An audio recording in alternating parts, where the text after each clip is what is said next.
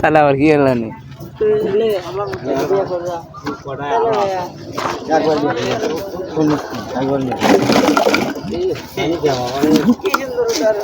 এটা হলো 30 টাকা কেজি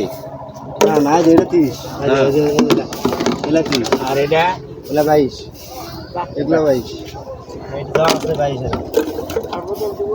আর এটা কি করতেছ না যা না না না ওটা 2 টাকা এটা 2 টাকা এটা 2 আর এটা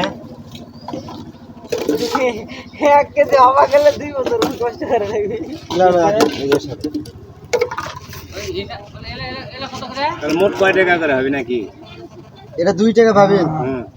ওটা পাবেন 30 টাকা এটা হলো 22 টাকা ওগুলা ওটা কেজি কেজি কয় টাকা হয় দেখো 2 টাকা কেজি ও সব মিলে 30 টাকা কেজি লাগে এ করে ও এলা হলো 2 টাকা আর হলো কয় টাকা হলো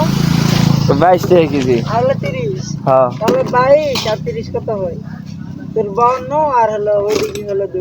54 টাকা কেজি